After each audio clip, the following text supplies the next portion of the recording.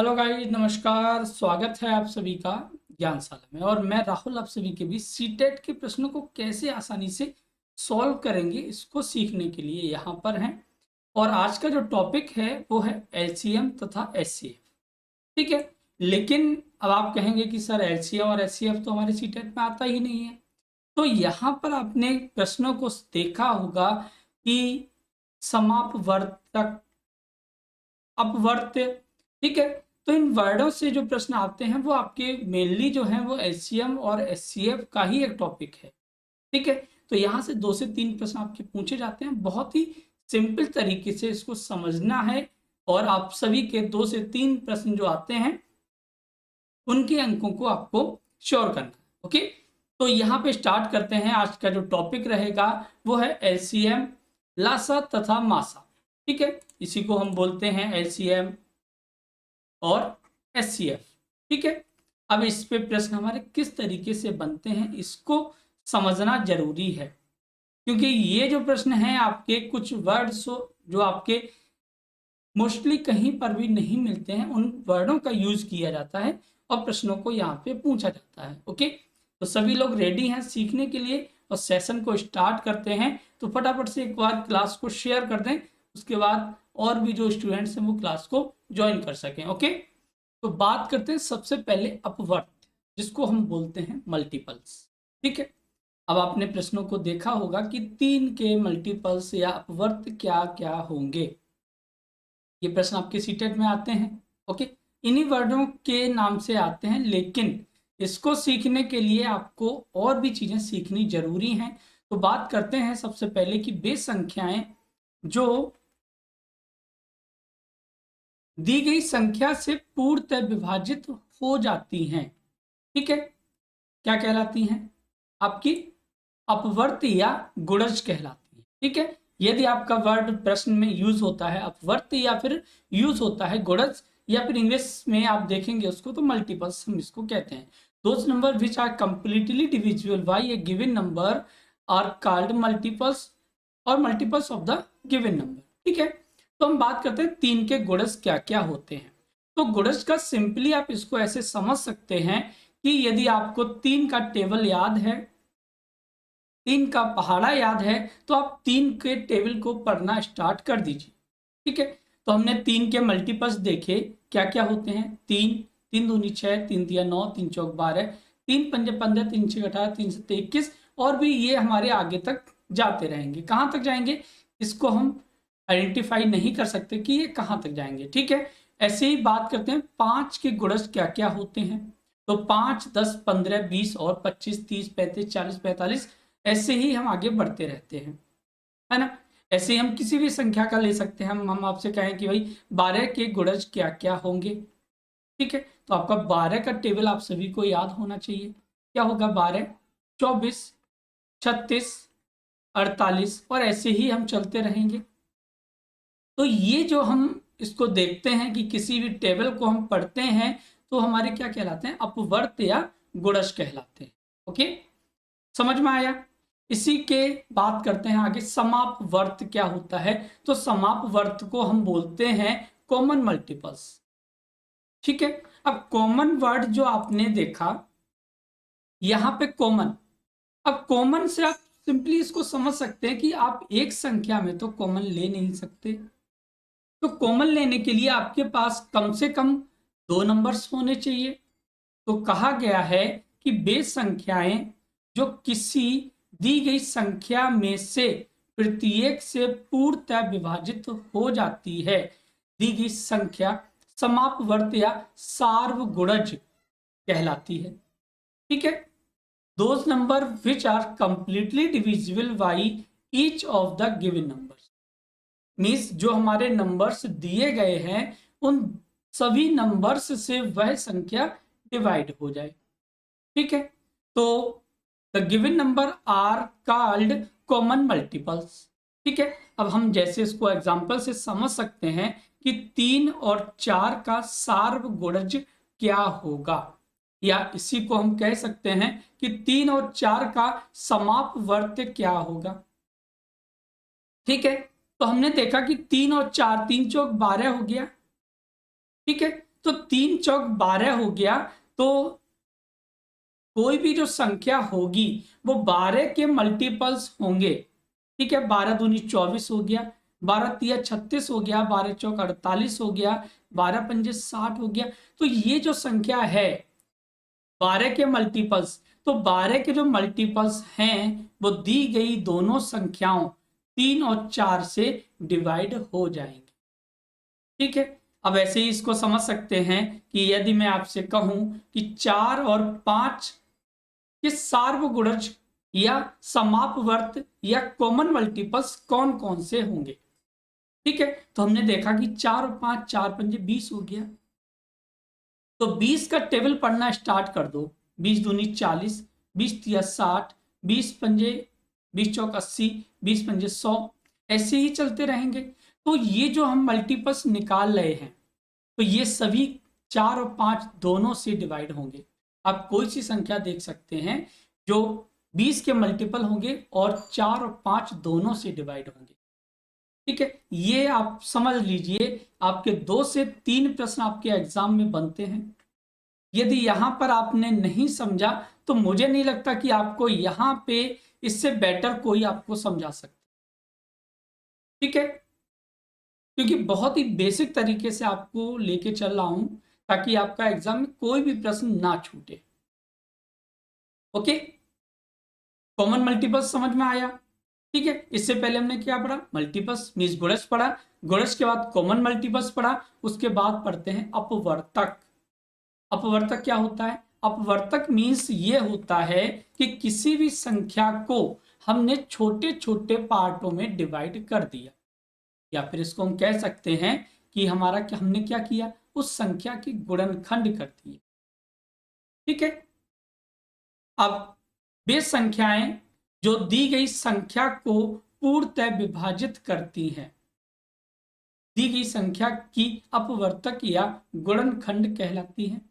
Those number which are completely divide a given number are called multiples or factor of the given number। ठीक है, जैसे हम कहें आपसे कि 27 के अपवर्तक क्या क्या होंगे। ठीक है, तो 27 के अपवर्तक हमने देखे कि 27 को कौन कौन सी संख्याएं डिवाइड करेंगी। तो हमने देखा यहाँ पे कि एक भी इस संख्या को, भाई एक तो किसी भी संख्या को डिवाइड करेगी, ये तो समझ में आता है ना सभी के, कि भाई एक जो है वो किसी भी संख्या को डिवाइड करेगी। दूसरा कि जो संख्या आपको दी गई है वह भी संख्या को डिवाइड करेगी। तो इन दोनों से तो हमें कोई मतलब विशेष है नहीं। ठीक है, तो 1 और 27 का तो भाई सभी को पता है कि 1 से सभी संख्याएं डिवाइड होती हैं। दूसरा कि जो संख्या दी गई है वह हमेशा खुद को भी डिवाइड करेगी। इसके अलावा कौन कौन सी संख्याएं ऐसी हैं जो दी गई संख्याओं को डिवाइड करेंगी, तो आपका हो जाएगा 3, 3 निम 27 और 9 तिया 27। इसके अलावा कोई सी संख्या ऐसी नहीं होगी जो 27 को डिवाइड करेगी। ठीक है, तो ये जो संख्याएं हमने निकाली हैं ये संख्या की अपवर्तक कहलाएंगी, क्योंकि ये संख्याएं इसको डिवाइड कर रही। ठीक है, अपवर्तक समझ में आया, मींस फैक्टर हो गया। उसके बाद बात करते हैं कॉमन फैक्टर। तो वह संख्या जो दी गई संख्याओं को अलग अलग विभाजित कर दे, दी गई संख्याओं का समापवर्तक कहलाएगी। ठीक है, the number which divides the given number separately is called the common factor of the given number। तो कॉमन फैक्टर का मीन्स ये हो गया कि कोई भी संख्या ऐसी हो, कोई भी संख्या ऐसी हो जो इन सभी संख्याओं को डिवाइड कर दे। तो हमने 10 को हमने इसको ब्रेक किया किसमें, भाई 1 और 10 को तो आप नेग्लेक्ट करिए। क्यों? क्योंकि एक, अगर 10 की बात करें कि 10 के अपवर्तक क्या होंगे, तो भाई 1 और 10 तो होगा ही होगा। इसके अलावा क्या क्या हो सकते हैं, इसके अलावा हो जाएगा 2 और 5। 12 की बात करें तो 12 को हम किन किन संख्याओं से डिवाइड कर सकते हैं, 2 से, फिर 2 से और 3 से। 2 दूनी 4 तिया 12 हो गया। 15, 15 हमारा 3 और 5 दोनों से डिवाइड हो जाए। तो मैंने आपसे पूछा कि इस संख्या के समापवर्तक क्या होंगे। ठीक है, तो हमने सबसे पहले कॉमन फैक्टर देखे कि इसमें, तो हमने देखा यहाँ पर कि इसमें कॉमन फैक्टर कौन सा है। भाई इसमें आपका 2 आ रहा है, इसमें भी 2 आ रहा है, लेकिन इसमें 2 नहीं आ रहा है। इसमें 5 है, इसमें भी 5 है, लेकिन इसमें 5 नहीं है। मीन्स कोई भी संख्या इसमें ऐसी नहीं है जो कॉमन हो। तो इसका जब कोई भी कॉमन नहीं है तो क्या कॉमन होगा, 1 होगा। तो 10, 12, 15 का समापवर्तक क्या हो जाएगा, समापवर्तक हो जाएगा 1। ठीक है, अब 1 क्या है, 1 जो है वो इन तीनों संख्याओं को पूरा पूरा डिवाइड करेगी। ठीक है, अब इसी के अलावा आप देख सकते हैं कि यहाँ पे कोई संख्या ले लेते हैं 10, 12 और 14।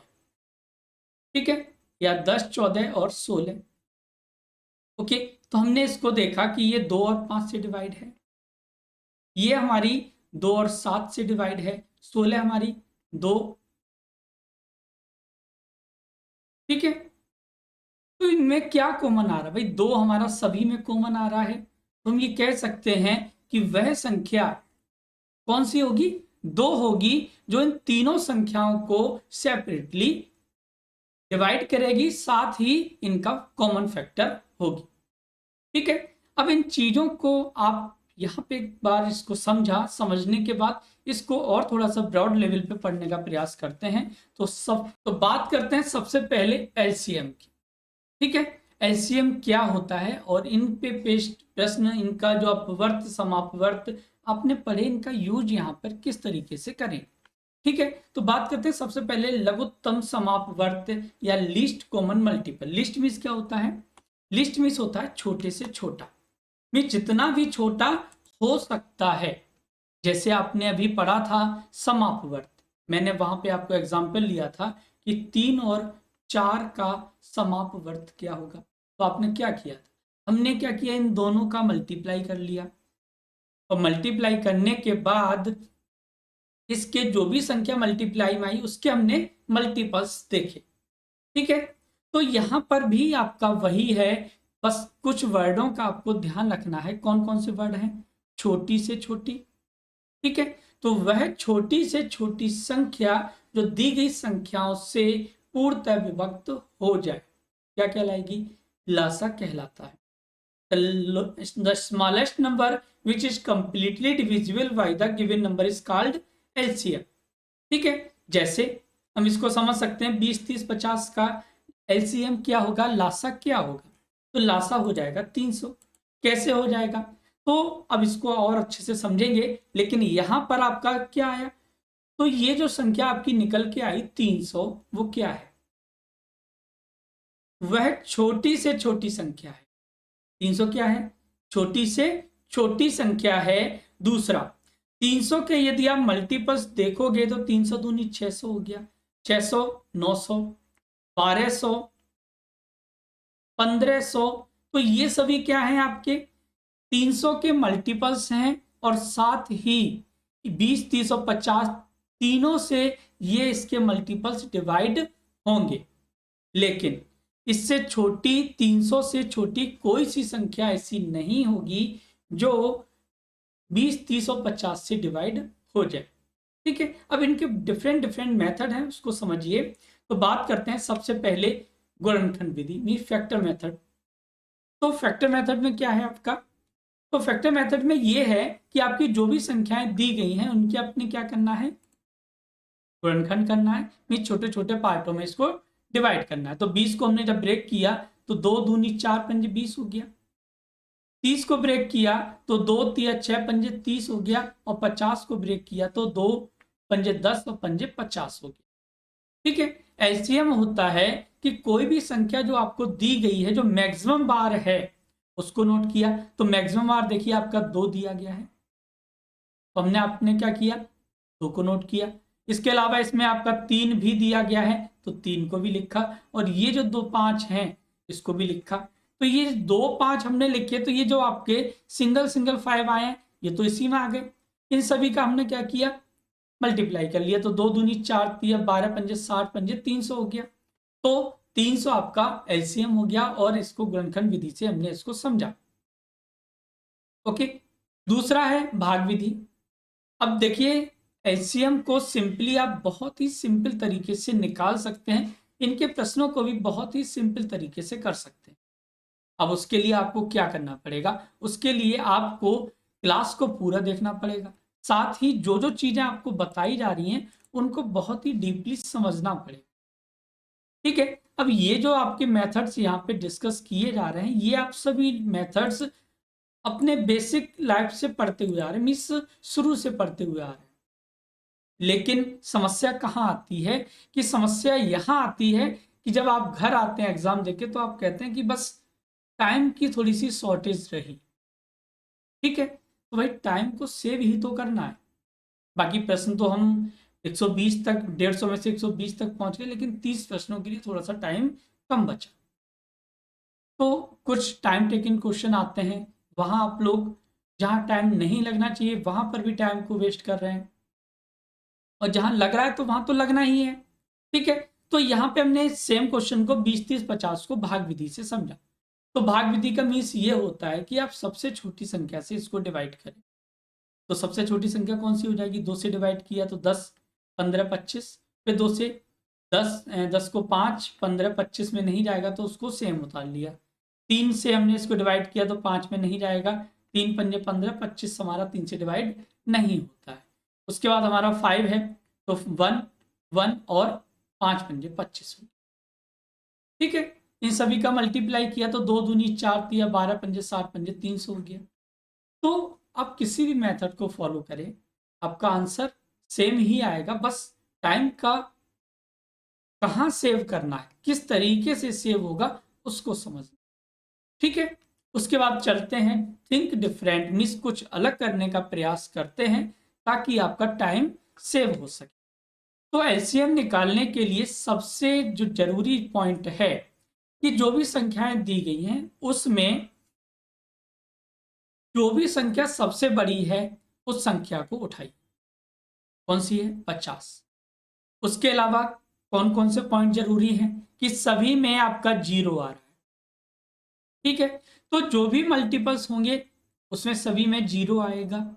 ठीक है, दूसरा 50, 50 के मल्टीपल्स देखिए, 50 दूनी 100, 50 दिया 150। ठीक है, 200 हो जाएगा, 250 हो जाएगा, और ये आपका हो जाएगा 300। ठीक है, तो यहाँ पे 100 हमारा 20 से डिवाइड है, 30 से डिवाइड नहीं होगा। 150 हमारा 30 से डिवाइड है, 20 से डिवाइड नहीं है। 200 सेम कंडीशन में 20 से डिवाइड है, 30 से नहीं है। और 250 हमारा ना 20 से डिवाइड है ना 30 से डिवाइड है। और 300 हमारा दोनों बची हुई संख्याओं से डिवाइड है। भाई 20 और 30 ही तो डिवाइड करने के लिए बचा था, तो 300 जो है वो 20 और 30 दोनों से डिवाइड है। मीन्स हम ये कह सकते हैं कि 300 जो है वो आप 20, 30, 50 का एलसीएम हो जाएगी। ठीक है, दूसरा पॉइंट यहां समझिए कि आपने 50 के मल्टीपल देखने हैं, इसके अलावा यहां पे क्या बचा है, 20 और 30। ठीक है, 0 को नेग्लेक्ट कीजिए, 2 तिया 6 हो गया, तो 2 तिया 6 हुआ, 6 पंजे 30 हो गया। 30 तो ये रहे, और 0 आपने जो नेग्लेक्ट किया था वो ये रहा। तो प्रश्नों को आप कर सकते हैं, बस थोड़ा सा आपको टाइम देना पड़ेगा घर पे, ताकि एग्जाम में टाइम सेव कर सके। यदि आप मैथ आप सभी का वीक है और यदि आप घर पे टाइम नहीं देते हैं तो आप भूल जाइए कि किसी भी एग्जाम को क्वालिफाई कर सकते हैं। ठीक है, तो 20 और 30 दोनों से डिवाइड है, इसलिए आपका एलसीएम 300 होगा। समझ में आया? यदि कोई डाउट हो तो आप हमसे शेयर कर सकते हैं। उसके बाद बढ़ते हैं कुछ प्रश्नों पे। तो एलसीएम और एचसीएफ के जो प्रश्न आते हैं वो बहुत ही सिंपल तरीके के प्रश्न आते हैं, ताकि आप इसको आसानी से कर सकें और बहुत ज़्यादा आपको प्रश्न में टाइम लगाने की जरूरत नहीं है। प्रश्न दिया गया है कि 15, 18 और 24 का एलसीएम क्या होगा। ठीक है, अब 24 का भाई पहाड़ा तो हमें याद नहीं है, मीन्स मुझे भी याद नहीं है। तो देखिए, आपको एक मेथड और बताता हूं, ध्यान से समझिए। मैं ये कह रहा हूं कि भाई 15 के और 18 के और 24 के, यहां आपने देखा कि इन सभी में जो 3 आपका है वो सभी में आ रहा है, ये सभी में आ रहा है ना। 3 पंजे 15, 3 छीक 18, 3 अट्ठे 24। तो 3 के आपको नियम डिविजिबिलिटी के याद होंगे। विभक्ति के नियम यदि याद हैं तो आप समझिए, नहीं याद है तो आप देख सकते हैं क्लास में, आपकी अदर क्लासेस भी पढ़ी हुई हैं। ठीक है, तो 3 का डिविजिबिलिटी का रूल क्या था? 3 का डिविजिबिलिटी का रूल ये था कि कोई भी संख्या 3 से तभी डिवाइड होगी जब उसके अंकों के योग 3 से डिवाइड होंगे। ठीक है, तो पहला ऑप्शन उठाते हैं, तो यहाँ पे 2 4 5 में 5 और 4 9 2 11 हो रहा है, और 11 हमारा 3 से डिवाइड नहीं है, मीन्स ये आंसर नहीं होगा। ओके, नेक्स्ट देखते हैं कि 6 3 9, 9 5 14 हो रहा है, और 14 भी आपका 3 से डिवाइड नहीं होता है, तो यहां पर आपका 3 भी आंसर नहीं होगा। दूसरा 6 और 3 9, मीन्स ये हमारा 3 से डिवाइड हो रहा है। थर्ड फोर्थ ऑप्शन है 3 + 0 + 0 आपका क्या हो जाएगा 3, मीन्स ये भी आपका 3 से, मीन्स इन दोनों ऑप्शन में देखना पड़ेगा कि यहां पर आपका आंसर क्या रहेगा। तो यहां देखा हमने संख्याएं और कौन कौन सी हैं, 15, 15 दूनी 30, 300 को डिवाइड करेगा 20 बार, लेकिन 18 से 300 डिवाइड नहीं होगी, या हो जाएगी बताइए। ठीक है, तो ये आपकी जो है वो डिवाइड नहीं होगी, मीन्स ये जो 300 है, फोर्थ ऑप्शन भी आपका गलत होगा, मीन्स राइट आंसर कौन सा हो गया 360। हुआ या नहीं हुआ? तो चीजों को आप यदि लॉजिकली समझेंगे, अब देखिए यहाँ पे हमने 2 ऑप्शन को शॉर्ट आउट कर दिया कि हमारा ये श्योर हो गया कि ये 2 ऑप्शन तो नहीं होंगे।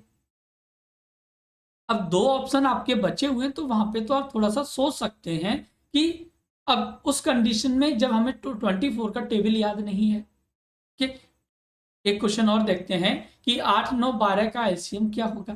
तो मैंने आपको बताया कि थिंक डिफरेंट में आपने यहाँ पे तो भाई आपको 12 का टेबल याद है, 12 का तो याद हो सकता है कि बड़ी संख्या के मल्टीपल 12 दूनी 24 हो गया।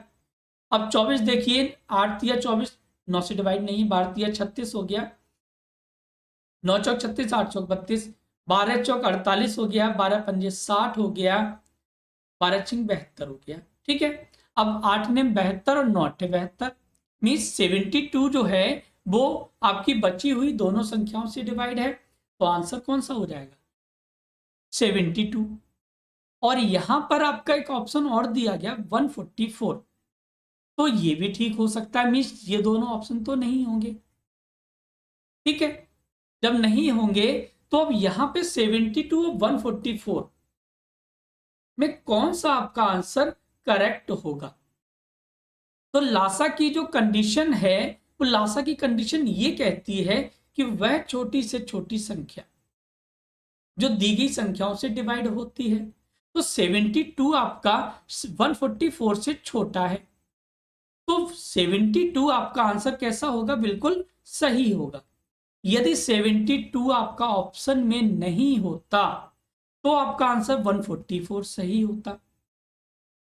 ठीक है, तो इस तरीके से प्रश्नों को करिए। आई होप सभी को समझ में आया होगा कि एलसीएम को हम कैसे सॉल्व करेंगे, या समापवर्त जो आपने अभी पढ़े थे, है ना, समापवर्त के प्रश्नों को आप कैसे इजीली समझेंगे। अब यहाँ पे एक प्रश्न को देखते हैं कि 15 20 और 25, देखिए बहुत सारे तरीके हैं एलसीएम और एचसीएफ को सॉल्व करने। तो 25 का टेबल आपको याद है या नहीं है वो हमें नहीं पता, लेकिन कुछ नंबर्स ऐसे हैं जिनके टेबल्स आपको याद होने चाहिए। ठीक है, तो 25 का जब हमने टेबल देखा कि 25 यहाँ पे क्या आ रहा है 0 आ रहा है, मीन्स जो भी आपका आंसर होगा उसमें एक 0 रहेगा। अब देख लीजिए आपके पास 2 ऑप्शन है, 245 और 365, इन दोनों में 0 आ रहा है नहीं आ रहा है, तो ये दोनों ऑप्शन तो आपके हट गए।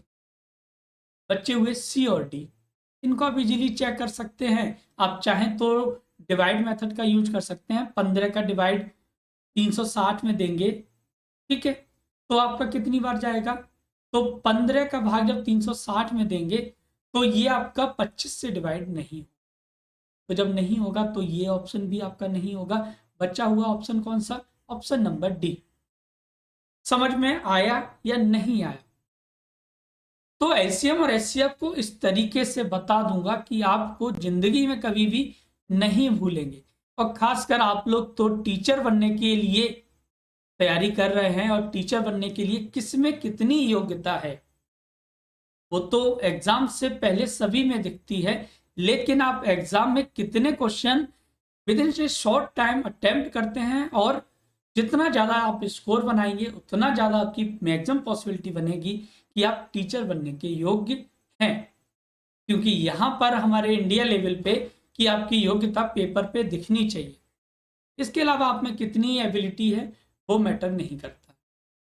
ठीक है, तो आंसर आपका हो जाएगा ऑप्शन नंबर डी, बिल्कुल सही। उसके बाद बात करते हैं 24, 36 और 40 का एलसीएम क्या होगा। आई होप सभी को एलसीएम करना आया होगा। सेम कंडीशन है भाई, यहां पर जीरो आपको मिल रहा है, मीन्स यदि एक संख्या में जीरो है तो आंसर आपका जीरो से एंड होगा।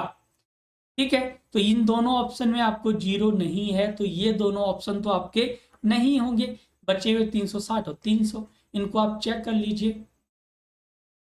4 निम 36 हो गया, 36 से कम 36 हो गया, 24 दूनी 72, 24 से कम 24 बचेंगे 12, और 24 पंजे 120। ऑप्शन नंबर सी आपका बिल्कुल सही हो गया। कैसे सही हुआ ये आप हमें बताएं। ठीक है, उसके बाद बढ़ते हैं एचसीएफ की तरफ। अब कुछ वर्डों को आपको एक बार दोबारा से रिवाइज कराता हूं ताकि आपको समझ में आए।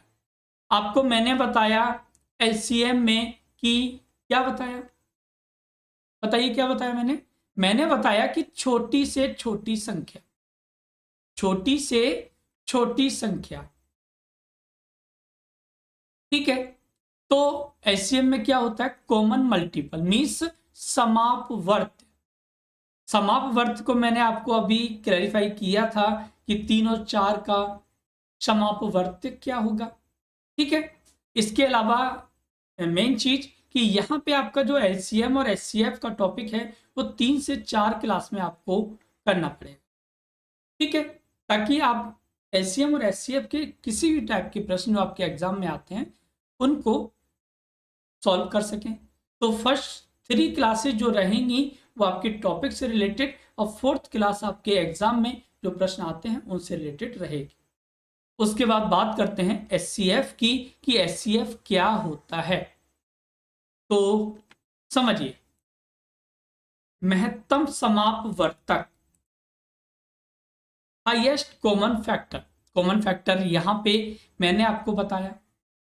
देखिए, कॉमन फैक्टर आपने 2 जगह पढ़े, मीन्स कॉमन वर्ड जो था वो 2 जगह पढ़ा था। एक तो था समापवर्त, समापवर्त में पढ़ा था आपने। ठीक है, समापवर्त में क्या था? हमेशा जो संख्या रहेगी, जैसे मैंने आपको एग्जाम्पल ये लिया था कि 3 और 4 का समापवर्त क्या होगा, तो जो संख्या रहेगी, इसको भी बताता हूं कि जो संख्या रहेगी वह हमेशा दी गई संख्याओं से बड़ी होगी। ठीक है, यदि कोई संख्या यदि दी गई संख्या से छोटी है तो वह हमेशा समापवर्तक होगी। ठीक है, जैसे समापवर्तक को मैंने आपको बताया था कि 10, 12 और 15 का समापवर्तक क्या होगा, तो वहां पे आपका क्या आया था? वहां पे आपका आया था 1। तो यहां पे महत्तम समापवर्तक की कंडीशन को देखते हैं। क्या कहना चाह रही है ये कि वह बड़ी से बड़ी संख्या जो दी गई संख्याओं को पूर्णतः विभक्त करे। The greatest number that divides each of them exactly are called HCF. तो 15, 20 और 25 का एचसीएफ क्या होगा? तो मैंने आपको बताया कि जब भी आप एलसीएम निकालेंगे तो दी गई संख्याओं से हमेशा आंसर बड़ा रहेगा। ठीक है, सेकंड, जब आप एचसीएफ निकालेंगे तो दी गई संख्याओं से हमेशा छोटा रहेगा। थर्ड थिंग कि यहां पे आपका क्या है? बड़ी से बड़ी संख्या। ओके, आप प्रश्नों को बहुत जल्दी कर सकते हैं, बस थोड़ा सा बेसिक जो क्या कहनी चाह रही है, किसी भी कंडीशन, किसी भी रूल, क्या रूल कहना चाह रहा है उसको समझना जरूरी है। ठीक है, अब इसको भी करने के डिफरेंट डिफरेंट मेथड हैं। तो पहला आता है गुणनखंड विधि, फैक्टर मेथड। ठीक है, फैक्टर मेथड क्या कह रहा है कि हमने भाई 15, 20 और 25 का फैक्टर मेथड में आपका कोई भी डिफरेंस नहीं है, चाहे आप एलसीएम निकालें चाहे आप एचसीएफ निकालें। अब क्या डिफरेंस रहेगा उसको समझिए। तो 3 और 5 का फैक्टर 3 और 15 हो गया, 20 का 2 2 5 हो गया, 25 का 5 और 5 हो गया। अब कॉमन फैक्टर, कॉमन का मीन्स जो किसी भी संख्या में सभी में आ रहा हो, फैक्टर मीन्स गुणनखंड। कॉमन गुणनखंड हमें देखना है, क्या संख्या रहेगी, 5, 5 और ये 5। तो यहाँ पे एचसीएफ क्या हो गया, 5 हो गया। ठीक है, इसके अलावा क्या बचता है उससे आपको कोई मतलब नहीं है। तो गुणनखंड विधि में आपको जो भी फैक्टर, आपको जो भी संख्या आपको कॉमन मिल रही है उसको नोट कर लीजिए, बाकी को हटा दीजिए। सेकंड मेथड है डिवाइड मेथड। डिवीजन मेथड क्या कहता है, डिवीजन मेथड ये कहता है कि आपकी जो भी संख्याएं दी गई हैं, ठीक है, उनमें आप किसी भी दो संख्या में देख लीजिए। जैसे मैंने देखा है 15 20, तो 15 का भाग दिया 20 में, कितनी बार जाएगा, 15 एकम 15, कितना बचेगा, 5 बचा। ठीक है, अब 5 बचा है, तो यहां पे देखिए, इसके बाद जितना बचा है उसको हम क्या करेंगे, उसको सिंपली आप एक काम कीजिए कि 25 में डिवाइड कर दीजिए, क्योंकि इसके अलावा आपके पास कोई संख्या नहीं है। तो यहां से 5 को 25 में डिवाइड किया तो 5 बार चला जाएगा, तो 5 पंजे 25। तो जिस कंडीशन में जितना भागफल से 0 बचा है वही आपका आंसर हो जाएगा। ठीक है, तो आंसर कितना हो गया, 5 हो गया। तो मेथड डिफरेंट डिफरेंट हो सकते हैं। तो डिवीजन मेथड का आप यूज तभी करेंगे जब वहां पर आपकी जो संख्याएं हैं वो बड़ी बड़ी दी गई, जैसे 326 और 726 में डिवाइड करना। तो यहाँ पे आप फैक्टर थोड़ा सा आसानी से नहीं कर पाएंगे, इसलिए इनका यूज डिवीजन मेथड से हम करेंगे। ओके, उसके बाद आता है थिंक डिफरेंट। तो थिंक डिफरेंट में आप सिंपली किसी भी संख्या का एचसीएफ निकाल सकते हैं, किससे, जिससे आप एलसीएम निकालते थे। तो मैंने देखा यहां पर कि 15, 20 और 25 में, ओके, 15, 20 और 25 में कौन सी संख्या ऐसी है जो तीनों को डिवाइड करती है। तो हमारी सिर्फ एक ही संख्या है जो तीनों को डिवाइड करेगी, तो 15, 20 और 25। ठीक है, कितनी बार, 5 दिया 15, 5 और 20 और 5 पंजे 25। इसके अलावा कोई संख्या बची है क्या जो इन तीनों को डिवाइड कर सकती है, नहीं बची है, क्योंकि यहाँ पे 3 है, यहाँ 4 है, यहाँ 5 है। ओके, तो कोई भी संख्या ऐसी नहीं है, तो इसका आंसर क्या हो गया, 5 हो गया। ठीक है, और भी मेथड है कि आपने क्या करना है, 15, 20 और 25, 15, 25, 20 लिख लिया। हमने देखा यहां पर कि किन दो संख्याओं में जो डिफरेंस है वो सबसे कम है। तो इन दो संख्याओं में डिफरेंस आपका क्या है, सबसे कम है, कितना, 5। हालांकि 15, 20 में भी है, बट कोई नहीं, वहां पर भी 5 का ही है। तो क्या जो डिफरेंस आपको दिया गया है वो बची हुई संख्या को डिवाइड कर रहा है, बिल्कुल डिवाइड कर रहा है। तो आंसर क्या हो गया, 5 हो गया। तो मेथड तो बहुत हैं, अब आप कितना सीखते हैं ये आप पे डिपेंड करता है। एक दो प्रश्नों को समझते हैं यहां पर। तो प्रश्न दिया गया है कि 14, 42, 35 और 63 का एचसीएफ क्या होगा, find the HCF of 14, 42, 35 and 63। Okay, तो चलिए बात करते हैं फर्स्ट मेथड से। फर्स्ट मेथड का मीन्स आप इसको जब जिस तरीके से भाग विधि से कर सकते हैं, तो यहां पे जब इसको हम भाग देंगे इस संख्या में, तो कौन सी संख्या ऐसी है जो इन संख्याओं को डिवाइड करेगा, सभी संख्याओं। याद रखना है, यदि आप ये मेथड यूज करते हैं तो आपको ये देखना पड़ेगा कि सभी संख्याएं आपकी डिवाइड होनी चाहिए। तो सिर्फ एक ऐसी संख्या है 7 जो सभी को डिवाइड करेगी। 7 दूनी 14, 7 छीन 42, 7 पंजे 35 और 7 दूनी 63। इसके अलावा कोई भी संख्या ऐसी नहीं है जो इन सभी को डिवाइड करेगी, तो आंसर हो गया 7। सेकंड मेथड पे चलते हैं कि किसी भी दो नियरेस्ट संख्याओं का डिफरेंस देख लीजिए जो सबसे कम हो। तो 42 और 35 में डिफरेंस आपका सबसे कम है। कितना कम है? ये आपका 35 और 7 42 हो गया, 7 हो गया। ठीक है, तो जो 7 डिफरेंस है वो क्या 14 और 63 दोनों को डिवाइड कर रहा है? बिल्कुल कर रहा है। तो आंसर क्या हो गया? 7 हो गया। ठीक है, इसके अलावा तो यहां पे देखिए थर्ड मेथड भाई ऑप्शन से चेक करना है। ऑप्शन से कैसे चेक करेंगे इसको भी समझ। जो भी ऑप्शन दिए गए हैं सबसे पहला काम आपका ये रहेगा, क्या ये ऑप्शन आपके दिए गई संख्या से छोटे हैं या बड़े हैं? यदि बड़े हैं तो आप उनको हटा दीजिए। तो 21 और 35 तो हट गए, बचे हुए आपके पास दो ऑप्शन।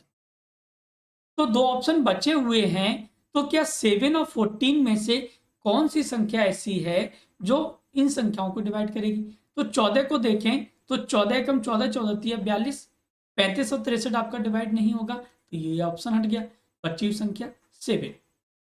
ठीक है, उसके बाद आपका इस क्वेश्चन पे बात करते हैं कि 216, 288, 720 का HCF क्या होगा। तो सेम कंडीशन आपकी रहेंगी कि आप 216, 288 और 270, 720। तो सबसे पहला काम आपका, क्या ये संख्याएं सभी 2 से डिवाइड हैं? बिल्कुल डिवाइड हैं। 2 एकम 2 0, 2 अट्ठे 16, 2 एकम 2, 2 चौका 2 चौका 8, 36 दूनी 72 हो गया।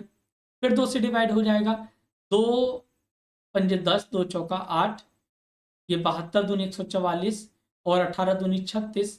फिर ये 2 से डिवाइड हो जाएगा, 27, 36 और ये 90। अब ये किससे डिवाइड होगा? 2 से डिवाइड नहीं होगा, मीन्स 3 से डिवाइड हो सकता है। तो 3 में 27, 18 12 तिया 36 और 30 तिया 90। फिर 3 से हो सकता है, तो 3 तिया 9, 3 चौक 12, यहाँ पे 18 12 तिया 36 और ये 3 ढाई 10, 3 ढाई 30 हो गया। तो 3 तिया 9, दूनी 18, दूनी 36, दूनी 72। ठीक है, तो यहाँ पे इन संख्याओं का ऑप्शन नंबर डी आपका 22 हो गया है। ठीक है, तो यहाँ पे 72 जो है वो इन तीनों संख्याओं को डिवाइड करे। तो यहाँ पर कभी कभी क्या होता है, डिफरेंट संख्याओं का जो HCF होता है इस मेथड से भी लॉन्ग हो जाता है। तो सिंपली आप 216, 288 और 720 में देखिए कि किन दो संख्याओं के बीच का जो डिफरेंस है वो सबसे कम है। तो यहाँ देखिए 8 में से 6 जाएंगे 2, 8 में से 1 जाएगा 7 और 2 में से 0 जाएगा 2 जाएगा तो 0 बचेगा। ठीक है, तो यहाँ पे 72 आए। क्या 72 जो है वो 720 को डिवाइड कर रहा है? बिल्कुल करेगा, 72 लाइन 720। तो आंसर कौन सा हो जाएगा? ऑप्शन नंबर डी बिल्कुल सही हो जाएगा। ठीक है, समझ में आया? अब इस क्वेश्चन का आज होप सभी लोग क्वेश्चन को सॉल्व करके बता सकते हैं कि इसका आंसर क्या रहेगा। तो सबसे पहला वही तरीका आपको रहेगा कि आपने, इसके अलावा एक मेथड भी आपको मैं बताता हूं। देखिए इन सभी में कौन सी संख्या ऐसी है जो कॉमन आ सकती है? 3 है। क्या 3 ऑप्शन में है? अब इसके अलावा आप देख सकते हैं कि 3 के अलावा कोई सी संख्या ऐसी नहीं होगी जो इन संख्याओं को डिवाइड करेगी। ऑप्शन नंबर ए सही हो जाएगा। तो ये आपका रहा मासा पर आधारित प्रश्न। अब बात करते हैं भिन्नों का लासा और मासा, जो आपके एग्जाम के लिए जरूरी है। तो आज की क्लास आप सभी को कैसी लगी? मिलते हैं नेक्स्ट क्लास में, तब तक रखें अपना ध्यान। Take care, bye bye, good night.